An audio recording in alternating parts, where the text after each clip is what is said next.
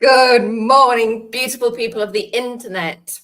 I'm stepping in for Jay for the intro today because he's going to be a little bit quieter than usual. We've been doing a lot of talking, Jay, right? We're going to nod and do sign language just this week. But we're all back. Looking forward to exploring the proponomics with Adam. So we'll dive into that. And then, as usual, please say hi. Let us know where you're watching from. Tap in your questions so we can read out some comments. And yeah, let's make it really interactive. And hope everybody's happy and well this morning. How are you? Oh, I haven't introduced everybody. Gosh, sorry, Jay. Slacking. So we have on tech, Piotr, the tech whiz. Ooh. Adam, there's a wave, and the one and only Jay, who will be so quiet today, quiet as a little mouse, and of course me coming from Malta. So Adam, let us kick off with you. Thank you very much. We're gonna at least look at Jay's beautiful face anyway, even if we can't hear much from him. But I'm sure we'll get into some irresistible topics that he won't be able to keep himself out of. I'm absolutely sure of that. So, supplement this week, interesting week in as much as the economy still looks like it's going okay. Press is starting to report we're definitely in a recession now, even though if we are in one, that would be a minus 0.1 for Q3 and a minus 0.1 for Q4, which actually the way the rounding works, it could be as little as minus 0.05 when you get down to it. But a lot of people are convinced we're in one. At the moment, though, January's figures are pretty much showing that if we are, we're not going to be in one for very long, and Q1 will be fine. Now, of course, we're only 1 month into Q1, so things can happen and that could all change. But the PMIs, which I like to use as a pretty good bellwether of the economy, they're pretty important figures, came out this week ahead of expectation. Manufacturing doing a bit better, although still shrinking. Services doing a bit better than expected, and obviously driving the economy forward as they always do, really, apart from anything else.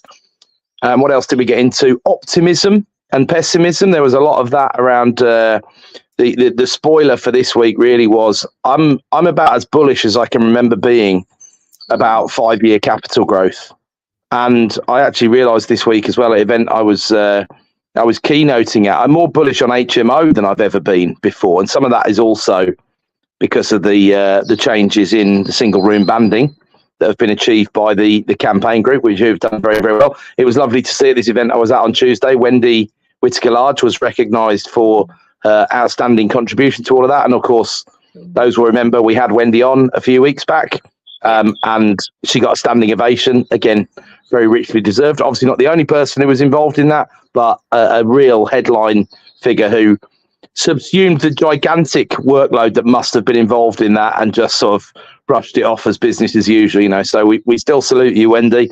HMO landlords around the country are very happy about that, there's no two ways about it. But bullish on HMO, bullish on 5-year capital values. I was asked what I think about 5-year capital values, and I said 25%. That's where I'm at the moment. I think we could easily see a 25% bump over the next 5. Does that mean we're in a bull market right now? No, but surely this is the point. You don't wait for the bull market before you get validated in terms of buying. You look at all the fundamentals, you look at all the signs, you look at all the signals, you look at the real data, and you get stuck in. So I think anybody who's listening, you might still be on the fence about, should it be property? One of the things that I heard the other day that drives me mad is this comparison of, this you get 5% in the bank these days. That's great, right? But inflation is 4%, so you can get a 1% real return, or you can get an asset that's going to rise nominally over time in value with some nominal fixed debt. That's going to sort the inflation part out for you. Then you're also going to get some yield in terms of rent. Then you're also going to get some yield in terms of some money in the long run in terms of the capital growth side, the equity side, because the mortgage can do a lot of the heavy lifting. So, the spoiler alert is stuff started to stack up again, apart from anything else. And therefore, I don't think waiting is a particularly good option. I'm expecting the auction results when we see January's wash out completely after we've had next week as well to be pretty positive, but I'll hand over to the guys to talk about that one in a bit. But that's the spoiler, is that's where I'm at. I also did, the bonds have had a bit of a tough week. We're pushing the 4% again, unfortunately, but then that's all to be expected, really, trading within that range. Why are the yields higher? Because when the economy signals are positive, then the rates can stay stronger for longer, and they're heavily influenced by the US, where the stronger for longer argument looks right. And when we get to next week, on Thursday, when we have the MPC meeting, and maybe 2 or 3 of the hawks still vote to put the rate up, everyone's then going to realise again how far away we are from that first rate cut. That's my prediction. 2 to 3 of the committee will still vote upwards, because they still don't think the heavy lifting's been done. And that will, again, I think that might be priced into the bond market already at this stage, to be honest, but it can't be particularly positive for yields. But I think that's where the general betting is going on that front, notwithstanding any other major changes. I also talked about the Hamptons International report that they released, which said 50,004 new buy-to-let companies have been incorporated in 2023, which is pretty incredible, really, when you think about it, given that it was such a tough year. Of course, it doesn't necessarily mean they've got property in them yet. There can be a bit of a slow process. What they didn't say is 15,000 or 14,000 companies folded or dissolved in that same space. So figured it wasn't worth doing anymore. About 75% of these companies are using leverage. 25% aren't, not necessarily of the new companies, but of all the companies that own property, which is a number about 650,000 properties owned, which when you look at the size of the PRS, 4.6, 4.7 million, depending on who you listen to, you're talking a relatively small fraction in limited companies. What you're talking about, 15%, aren't you, or something like that? Not very much.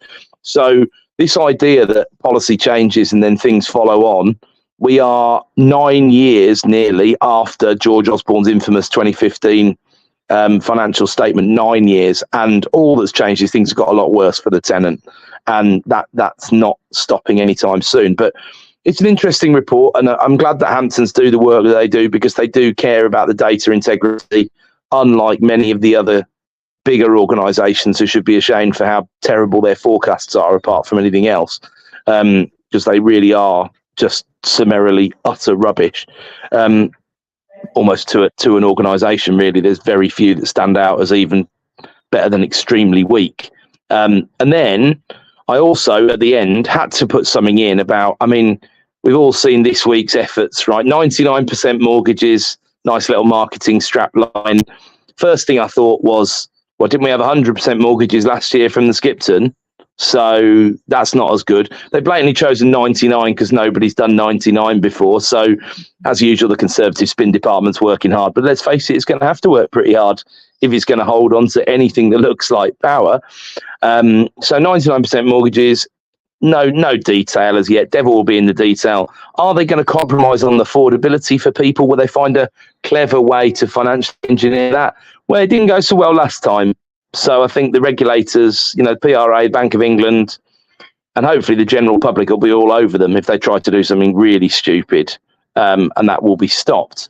Labour, not to be outdone by a stupid idea that's been done before, had a stupid idea that had been done before as well, and that was the 25-year fix. So genuinely, it reminded me of Gordon Brown selling the gold when we were at a massive low, thinking that gold was always going to be low instead of looking at 150 years worth of data like any sensible person would have done. And I thought, right, okay, so what you're saying is we're going to wait till the bond yields are the highest they've been in about 20 years, and then we're going to bring out some long-term fixed products. And bear in mind, the yield curve is inverted at the moment. The yield curve between 5 and 10 years hits its low, which is still not that low, but just under 4%. And then at 12 years plus, it starts going back up again. So we're going to target a really difficult to understand long-term part of the yield curve at the worst time to do this in 20 years. And these people are going to be in charge of the country. Not that they're any worse or better than the bloody idiots that are currently in charge of the country. So I just can't. I can barely speak about it, to be honest. But what I did do, because that's dead. It's dead easy for me or anybody who commentates, writes, blogs, whatever, to just rip into people. That's the easy bit, right? The hard bit is actually, all right, then, Chief, what's your solution? So I thought, you know what? I'll bloody tell you what my solution is. So my solution is that we look at, bank of mum and dad, auntie and uncle, friends and family, whoever, and the government facilitates a longer term, something that looks like equity release, because our average LTV is 20% across the UK. Lots of banks of mum and dad have got unencumbered properties, more unencumbered than encumbered properties, apart from anything else.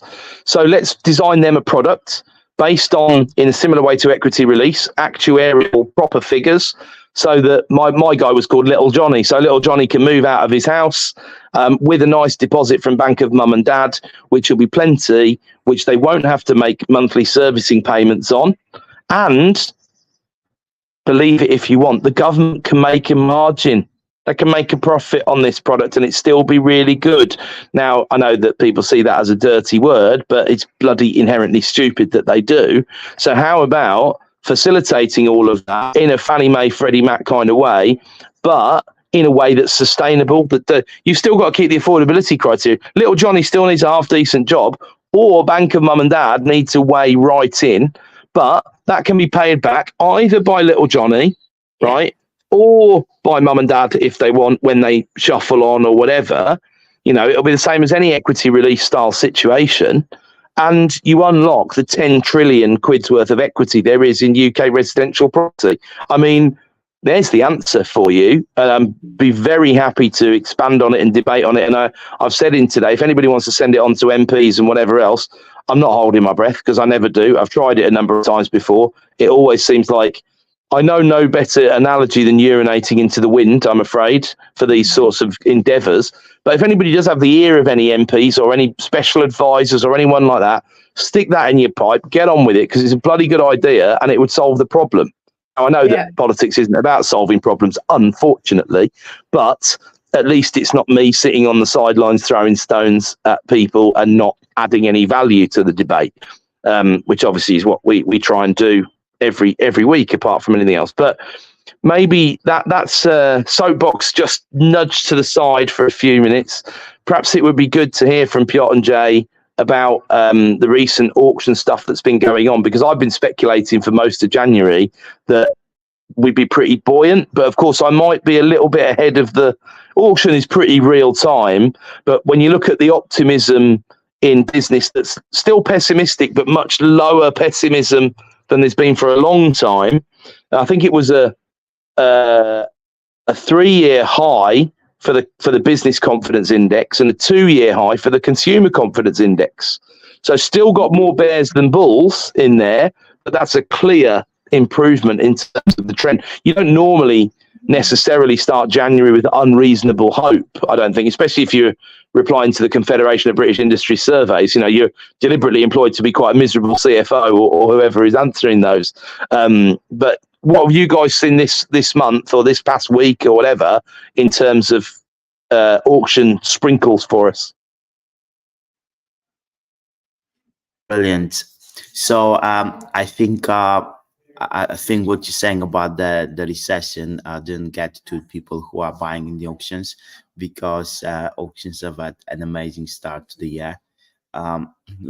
We spoke on Friday. We're recording Property Auction Hunters, a few episodes with Saif Omar. We had also another trader from up north, Oliver Adams, with us. So and then there was another trader who came into to Oliver, if you're watching, we salute you.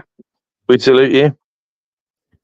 There was a big trading crowd basically at the table, and basically what's been said, there was a lot of gossip, and that's where the best information comes from.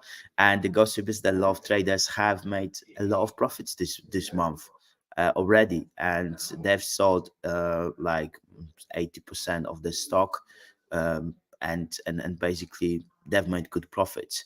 So I think that's a really good barometer of what's happening, because you can't really look at those numbers on EIG that says, okay, sold percentage rate 75-80%, because that's all engineered. But when you hear of traders making money, that's real kind of data, not passed off from official channels, but it's more real than the actual sold No, percentage. I think it's the best, isn't it? Because it's the bridge between the direct to vendor market, realistically, and how bearish the vendors have been, and how much they've had to accept an offer, and how bullish the auction buyers have become. So I think it's a brilliant piece. If only you could have a trader survey that some of these guys would answer confidentially, that would be a magnificent indicator. Perhaps you could do that and sell it to people, although people don't care about the right data, unfortunately, they just care about something that sounds good. But you could try. I think the only way would be to tap their phones. That's the only way to do it.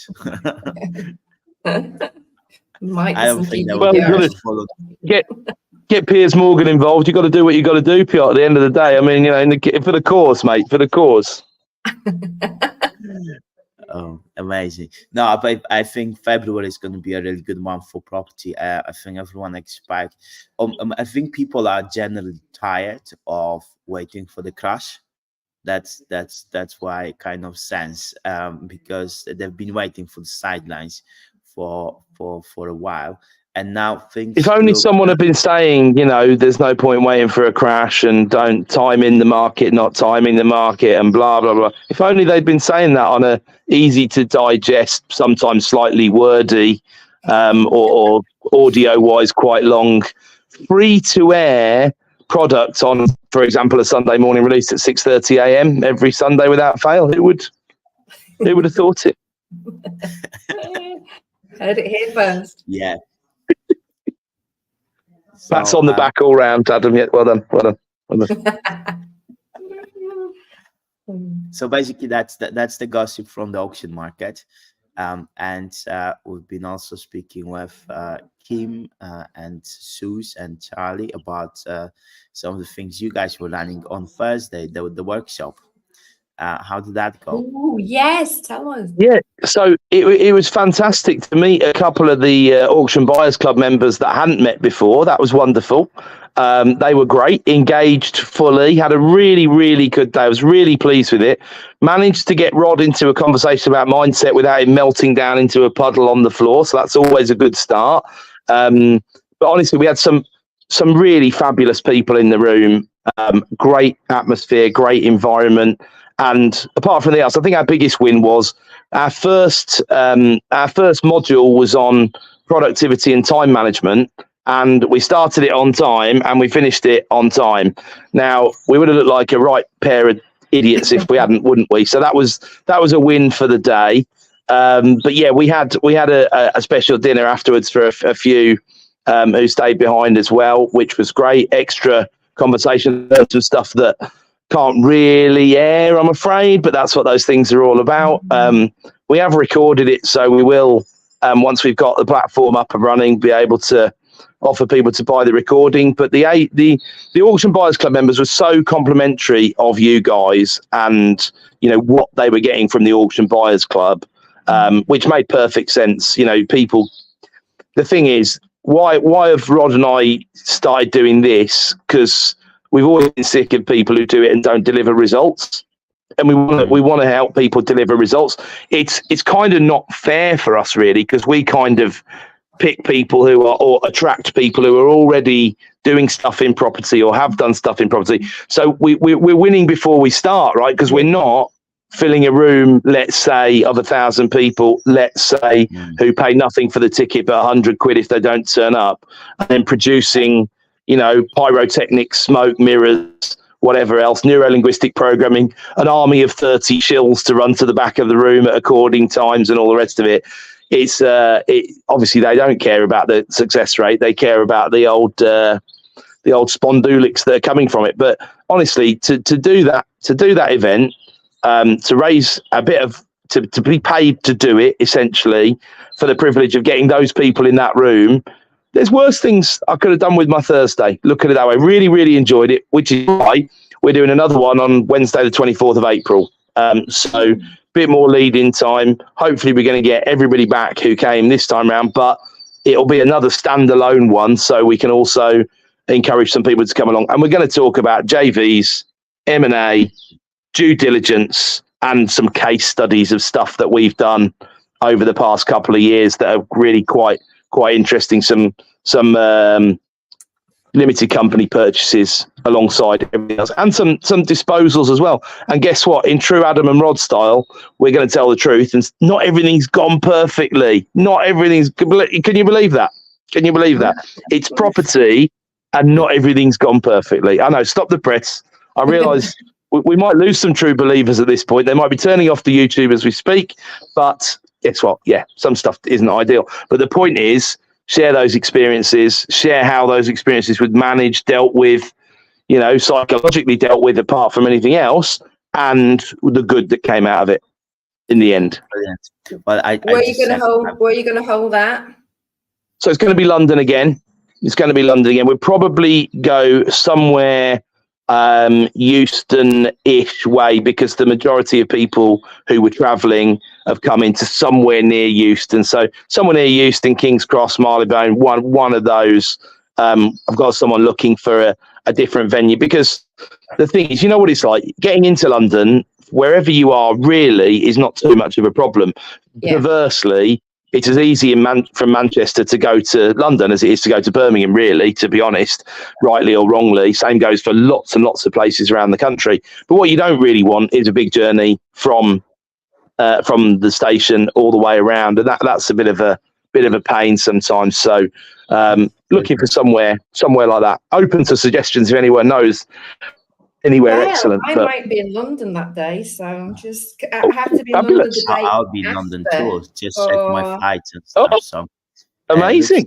Ooh, a little reunion. Amazing. Yeah, I've got modern. So what we did as well, what we did the day after, which was quite cool, is went and Rod, against his better judgment, decided to hire a podcast studio for the day with the proper mics and everything else.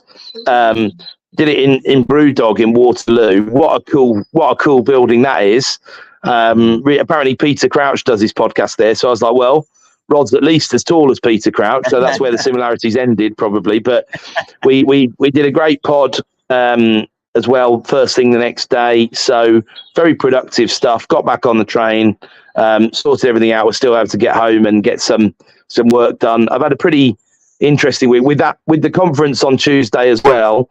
A couple of days out talking means that there's some doing that's a little bit backed up, but the team have been brilliant, and I'm not as far underwater as I thought I might be. So pretty happy with the week, to be honest. It's gone really well, and there's been some great fun. Met some great new contacts, which is always fabulous, and really pleased with it.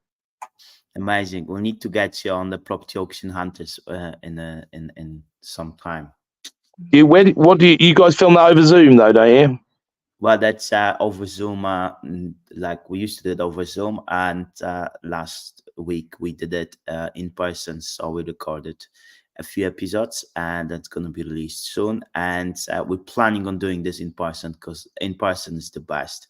It's, amazing. Well, definitely made that happen. Yeah, the quality of it is like, just you can't compare it, and also the enjoyment factor, like you said, around the table with other guys, and there'd been some really good jokes and things that we'll remember basically. Well, I'll fix that by coming and bringing some rubbish dad jokes along, no problem. But yeah, no, I'd love to, mate. We'll definitely do that. Cool, sounds good. Helen, are you recording anything? I am. I've been really busy in Malta. We've just kind of like announced it low key. Can't say too much yet, but I'm going to be doing my own podcast here in Malta, which is a spin-off of the She Word, which is really big over here. So I'm going to be doing a Women in Business series. The series of 6 episodes, so I'm planning all that out. And the strapline for the She Word is conversations that women rarely have but really should. So there's some nice juicy topics in there. So I'm going to be hosting my own show on there, and yeah, we're going to start recording this month. Ooh, super excited. Come on, amazing. Yeah, really excited about that. Yeah, amazing stuff. Yes. Okay, so Adam, what do you think this next few months are holding for property? Because obviously we discussed that the crash is not coming, and even if it is, waiting for the crash is not the best strategy. It's a good strategy now to be buying a lot of property, and what kind of property people should be looking at if they wanted to buy. I think what's on the cards is this January won't be an outlier, and the traders will have a fair few months of a bit of clover apart from anything else. So I think it's absolutely a good time to be buying. I think it's a good time to be buying flip projects, to be honest with you. I think the market will be favourable. You've got to forecast the market 6 months in advance-ish when you do that, realistically. I'm talking about your good old-fashioned, old-school vanilla flip where you might be extending, or you might be turning a 2-bed into a 3-bed, or you might be doing some of that. But really, nice refurb, nice job, decent looking spec, get it out on the market, get it sold, get the money in the bank. I think it'll be a good year for that, whereas it hasn't been a good year, it hasn't been a good 18 months for that sort of activity. I think, there's positives and negatives. You talked earlier about the traders and the information that they hold that's really valuable, and it's really real time information. And of course, we all prefer real time stuff, so we really know what's going on. But when will, I said the average mixture this week of various periodicals saying interest rates are going to keep going down. It's like you're saying this in a market where the bond yields have been rising for the last 3 weeks, and they've just hit a recent high, so they're not going to be going, you're seeing a few products pulled off the shelves because these ones that have been down at sort of 5.25%, when the bond yield's 4%, they can't really be knocking them out of 5.25%. All the mortgage data and stuff is still very negative because it's about 4 months behind normally. So it'll take another 3 months before we get the last quarter of 2023's stats through before anyone can. So it's like anything, isn't it? Some people like to wait until everything's been validated. I remember there's a story from before the financial crash where they used to joke that they knew things were going because the Finns started getting involved, the Finnish population, because apparently they're fairly notorious for waiting until everything to be completely lined up and perfect before investing. And of course, if you do that and you don't see the train coming, the train hits you right in the face. So the Finns aren't going to be involved for at least another 6 months yet, let's face it. But I think you want to steal a march here because there's a lot of negativity. We've picked up a number of deals this month at prices that we have not been able to pick deals up since Q1 2021, when people were still overly bearish about COVID and what was going on. And obviously we came out of, we had that horrible, long, protracted, bizarre break out of that third lockdown that was imposed on us. And so it was very easy for people still to be very negative.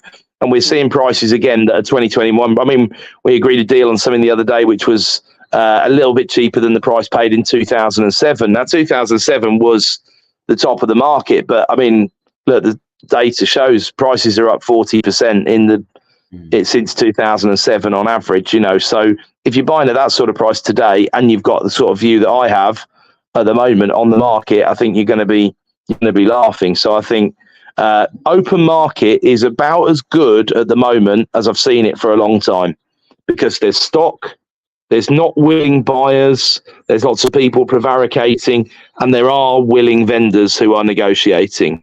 And that hasn't been the case for there hasn't been stock since 2019, really, has there, of any meaningful type? So you've really got a little confluence of the planets have aligned a little bit here. And although property moves slowly and you're still taking 4 months for deals to hit the land reg if they're done through the traditional market, we're probably not going to see that filter through into the figures until the second half of this year, right? But keeping in touch with the auction, the traders, the EIG newsletter, the result, that's your bellwether, that's your real-time information, right? You guys have got access to more than anybody, which is wonderful.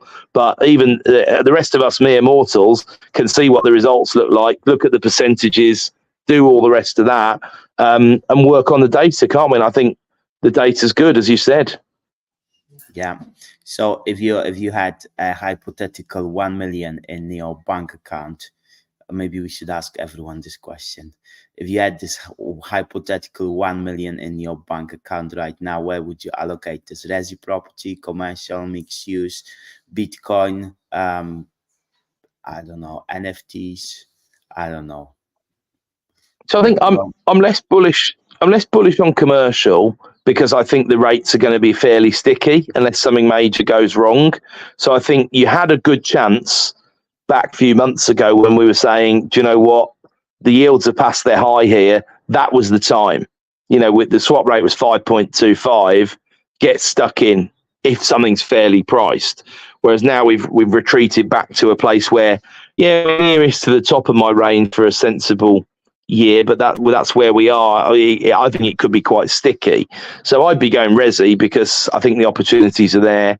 Obviously, I'm generally biased towards resi because I think it's easier to buy and it's less risky, and the returns can be just as good, especially if you put a commercial style contract in there. That's what apart you from get anything from else. Traders. I think like 85% or 90% of the traders, they just deal with resi property because it's like very quantifiable, easy to understand, and the commercials are usually where the risks are. That's why we like commercial, because of those risks you can add a lot of value. So we'd rather do like 3 or 4 deals that are more juicy than 155 properties that make all 5k difference. So 5k Adding the value is not adding the value is harder, which means there are fewer people involved, which should mean you should get better prices for stuff. And it's because it's hard. It's like buying businesses because they're hard to value. There's no Zoopla for that stuff, you know. So that's why you can really get stuff at 15, 20p in the pound sometimes if you really know what you're doing and you're willing to take the risk and do the legwork, of course, as well. Yeah, which you guys are. And you said, like in the intro when you were talking about the proponomics, you said you're more bullish on HMO as well. What's your thinking behind that? Well, 1.3 million net migrants, average household size 1.25. Biggest risk to the sector quashed by Wendy, Darren, and everybody who's been involved in all of that, as we already gave props to. Safety of room rent, all-inclusive bill. This 2022 energy, the whole winter 22, the government subsidising energy bills and stuff like that, that's left a scar on people, and we're still seeing that scar in our portfolio, where people are still scared to put the heating on, even though gas prices are down 90%. They've just, it's hard on a section of the population that don't proactively, understand and watch the energy prices and this and that. It's scared the bejesus out of people. If you therefore want safety, HMO is a great way to provide that because it's that one price all-in bill that works. So I can't imagine a sector where and also, I mean, it's difficult to find figures. I was looking for some decent data for my presentation on Tuesday. Not that we got past the first slide of it anyway, because I just went on a full rant about a whole variety of things. But nonetheless, we tried, right? But Octane Capital have got some fairly good HMO data, and their last published was showing a disposal of around about 30,000 HMOs net disposal. So the market's shrinking. Shrinking, and the demand has never been so high. And it's difficult to, I would not have thought that would be the case. I would not have thought that would be the case, but there we go. Brilliant. So we got a private comment from Jay saying he would invest in part-led, under-led, commercial, mixed use, hold cash, 5-year run, then trade out. Nice strategy. Solid. I'm on board. What about Helen? Well, given this morning's chat, I think maybe I should start dipping my toe in the trading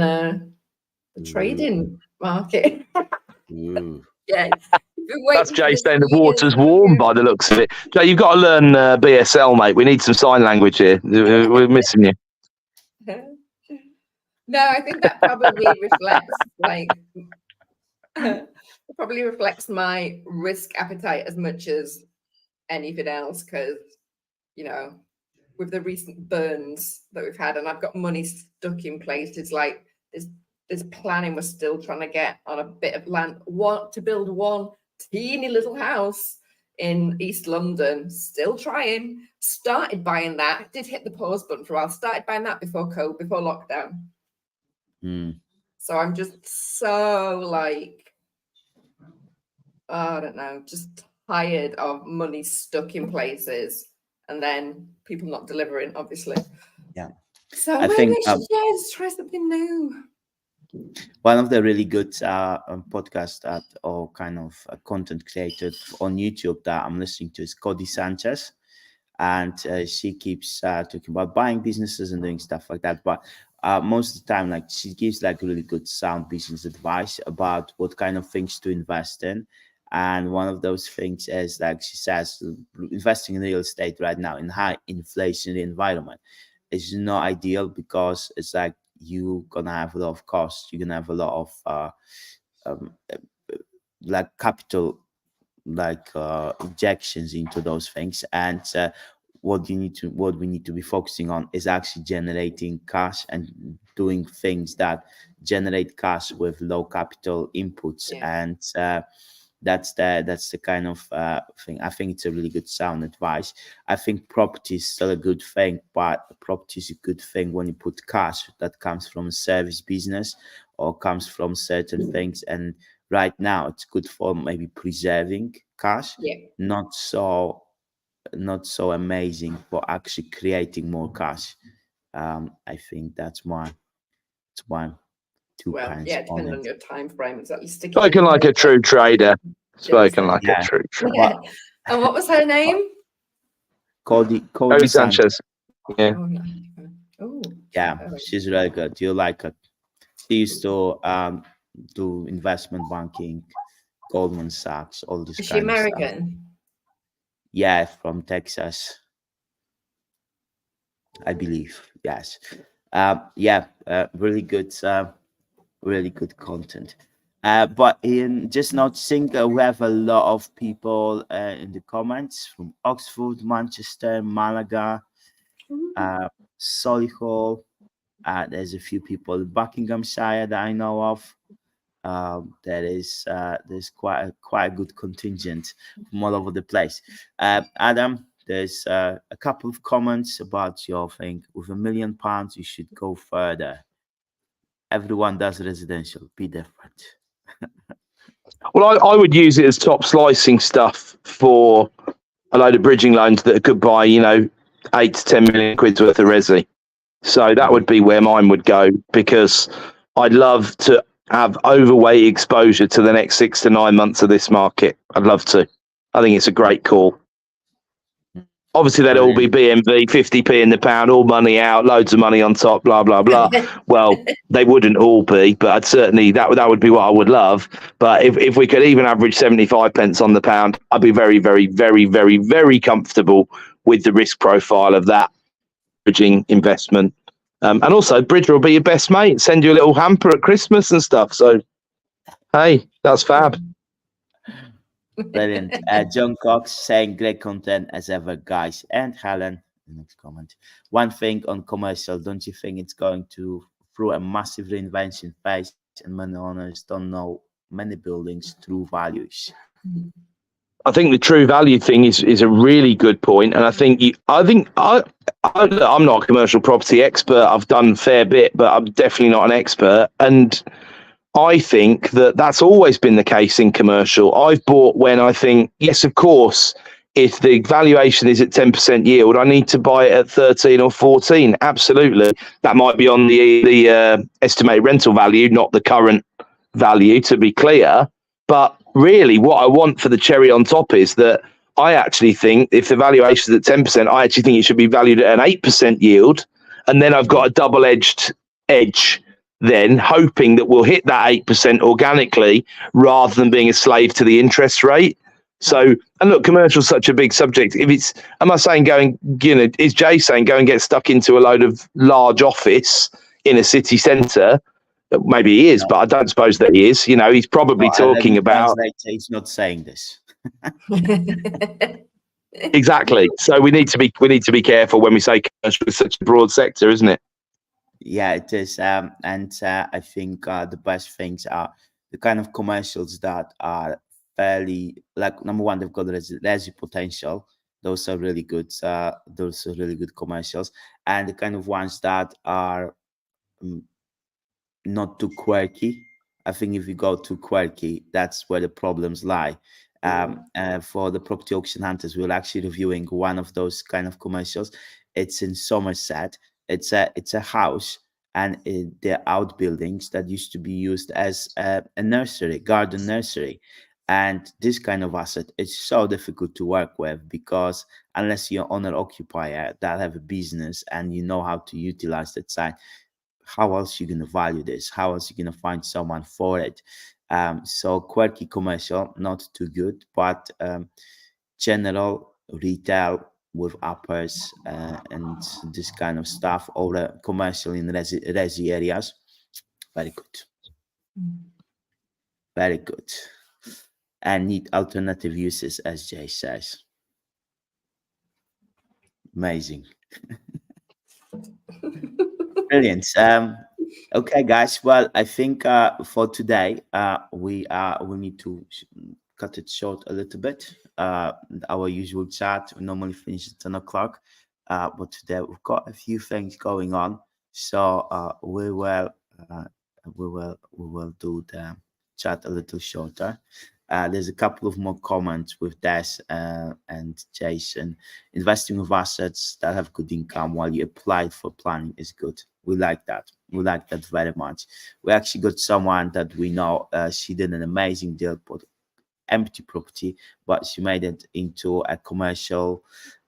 She let it on a lease, generating really good income. And in the meantime, she's going for this massive, big planning scheme. So it's the way to go. Agreed. And I think people are often impatient about things that have 2 years left on the leases and whatever, and they're foolish to be so, because again, a lot of the competition drops out. And as Des is saying there as well, it might be that planning takes 2 years at the moment anyway. So I mean, it could be a match made in heaven, right? So totally with that. Brilliant. Okay, guys. Well, cutting the short a little bit, but thank you everyone for the comments and engagement. Today we have had a lot of comments, so I think we'll need to get Helen to the introduction every time. Sorry, Jay. Wow, 1 week and you've lost it, mate. Boom. Boom. Just get safe next week and Jay's out. Yeah, sure, mate. Sure, Piotr. It's only your business partner, mate. Blimey. Wow. You better watch yourself. He's gone. He's gone. He's gone.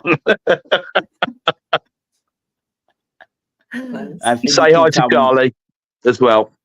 Yes, you will. Thank you. And yes, see you all guys next week. Have a great time. Thanks, everybody. Have a good week.